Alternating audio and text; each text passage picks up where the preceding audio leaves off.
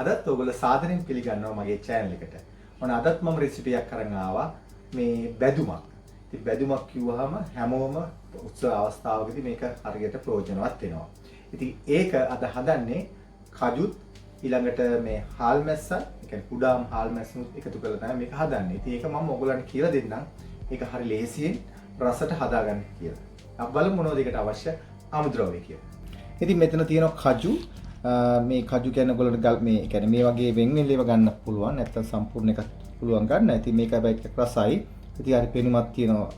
ඊළඟට මෙතන මම පාවිච්චි කරනවා මේම සුදු ලුණු මම ගෙඩිය අරගෙන ගෙඩිය මේ වගේ හීනියට කපලා තියෙන්නේ පෙති හැටියට. පේන ඇති ඒක. ඉතින් ඒකත් හරි හොඳයි සුවඳයි රසයි මේ වගේ බැදුමකට. ඊළඟට තමයි මෙතන තියෙන වේලිච්ච මිරිස්. ඉතින් ඒවත් මේ විදිහට මේ ඇට අයින් කරලා මේ විදිහට මේ කපාගෙන තියෙන පොඩි කෑලි වලට. ඒත් එක්කම මෙතන තියෙන මේ ලුණු. ඉතින් ලුණු ගන්නකොට මතක තියාගන්න මේක මේ වදින්න කලින් මේක හොඳට මිරිකලා ගන්න.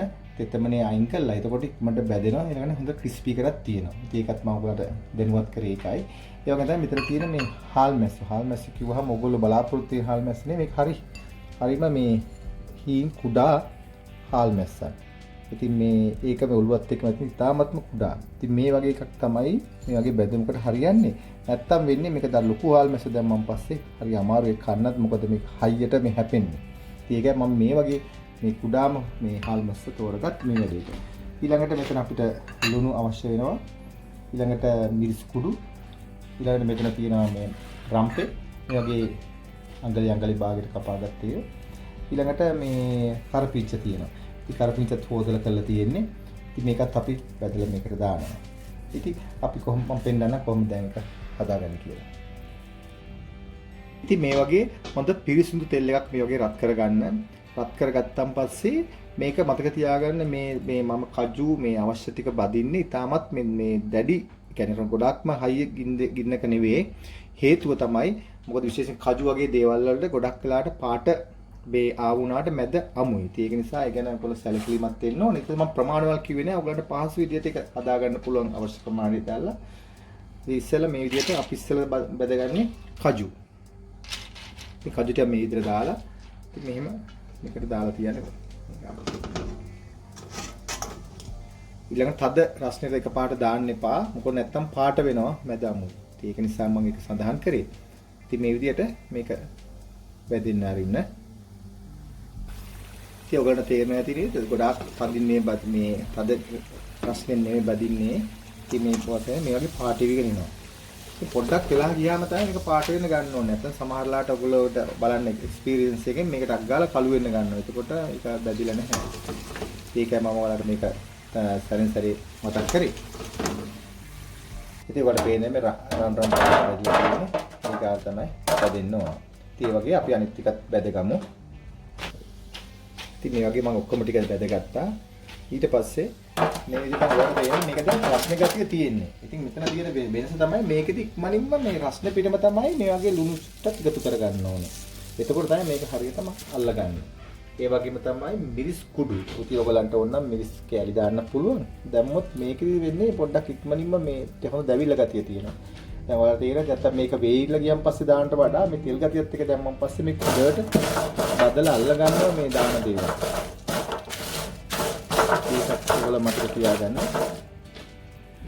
දැන් මම ඊළඟට බදින්නේ මෙන්න මේ සුදු ලුණු ටික.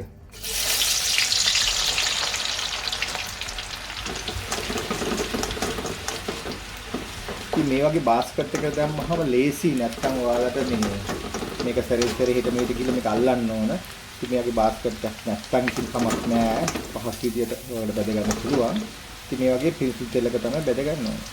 ඉතින් ඔයගොල්ලන්ට පේන ඇති මේක මේ golden කලර් එකට එනවා. මේක තව ටිකක් බෙදෙන්න ඕන. මේ ක්‍රිස්පි ගතියට තියෙනවා. ඉතින් ඒකත් හරි රසයි සුවඳයි. ඔයාලා මේක හදලා බලනකොට තේරෙයි මම මොකද්ද මේ කියන්නේ කියලා. මේක අනිවාර්යයෙන්ම මෙන්න මේ සුදු ලුණු මේ විදිහට බෙදලා දා ගන්න ඕන. ඊළඟට සුදු මේ විදිහට දාන සුදු ලුණු ටිකත්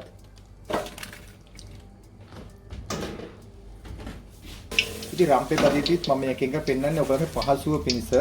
දැන් මේක ගොඩක් කළු වෙනකම් බදින්න එපා. මේ වගේ පාට වෙනම තියෙන්න ඕනේ. බදිද්දි යාන්තම් පෙරට දැම්ම ගත්තා. ඒ වගේම තමයි කරපිංචත්. ඉතින් කර පිටි ටිකත් මම මේ වගේ බෙදගත්තා. ඉතින් හාල් මේ වගේ හාල් මැස ටිකත් මේ වගේ බෙදගත්තා. ඒක හරි ඉක්මනට ගන්න ඕන නැත්නම් මේ පාට වෙනස් වෙනවා. ඉක්මනට නැත්නම් පිච්චිලම යාවි. මේ ගැන හොඳ සැලකිලිමත් තියෙන නැත්නම් මේ පිච්චිල යන්න පුළුවන් ඕනට වඩා. ඒ නිසා මේක හැම එකක්ම ඉක්වලි සමානව බෙදෙන්න ඕන.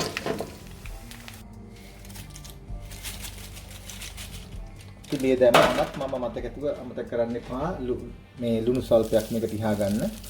ඒ වගේම තමයි මිරිස් කුරු ටිකුත් තියා ගන්න පුළුවන්.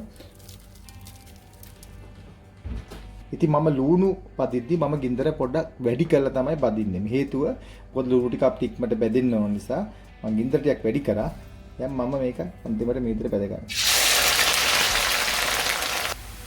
ඒකට පෙන් ලුණුත් මේ විදියටම ලුණුත් එකම සමාන විදියට බෙදෙන්න දාගන්න. ගොඩාක් ලුණු ගොඩ ගස්ස ගන්න එපා මේ බදින්න ගියාම. එතකොට එක එක විදිය තමයි බෙදෙන්නේ. ඉතින් මෙන්න මේ ගානට එනකොට ගන්න. මොකද මේක ලිපින් මේ එළියට ගත්තත් මේක ටිකක් බැදි තමයි තියෙන්නේ. ඉන්න පාට වෙනස් වෙන්න පුළුවන්.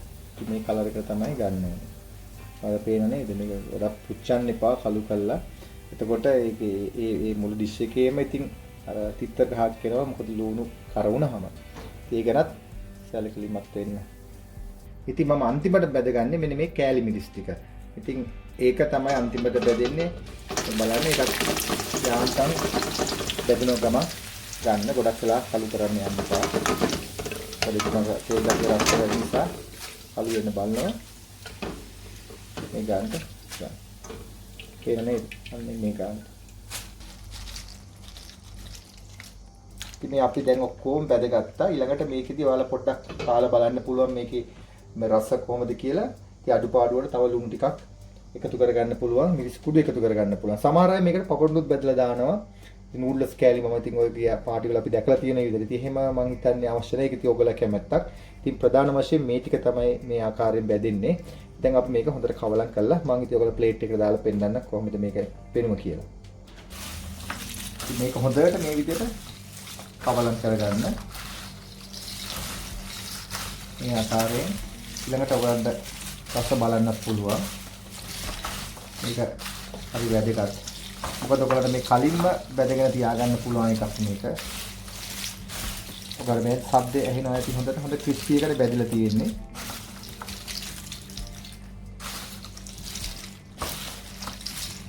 කටටත් කියලා උනනවා මේකේ සුවඳත් එක්කම රසත් ඒ විදිහටම තියෙනවා.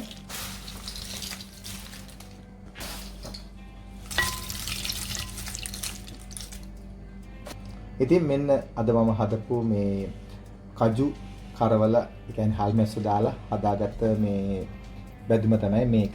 ඉතින් ඔයගොල්ලන්ට මේක ඇත්තටම මේ හදලිවලා හොඳට මේ බෝතලයක දාලා තිබ්බොත් මාසයක් වුණත් තියාගන්න පුළුවන්. ඊළඟට මේ උත්සවයක් වෙලාවකදී මේක එදාම හදන්න ඕනේ නැහැ. දවස් දෙක තුනකට කලින් හදා ගන්නත් පුළුවන්. ඉතින් මේක ඉතින් හැමතැනම හැම උත්සවයකදීම මේක හරි ප්‍රයෝජනවත් එකක්. කවුරුත් කන්න ආස එකක්. මේ ඉතින් ඔයගොල්ලන්ට මේක හදන්න try එකක් දෙන්න ඉතින්. දැක්කා ඒක කොහොමද හදාගන්නේ කියලා. ඉතින් හරි පාසින් ඔයගොල්ලෝ හදන්න.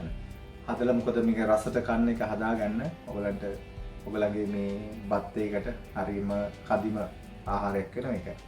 ඉතින් ඒ අතරේ යම් කිසි ගැටලුවක් තියෙනවා නම් අපේ Facebook page එක තියෙනවා travel with chef. ඒකට comment එකක් දාන්න. මම ඕන එකට උත්තර දෙන්න ලෑස්ති. ඉතින් නැවතත් මෙවැනිම ලස්සන වීඩියෝ එකකින් හම්බෙන තුරු ඔබට සුබ දවසක්. ගිහින් එන්න. ආයිබෝවන්.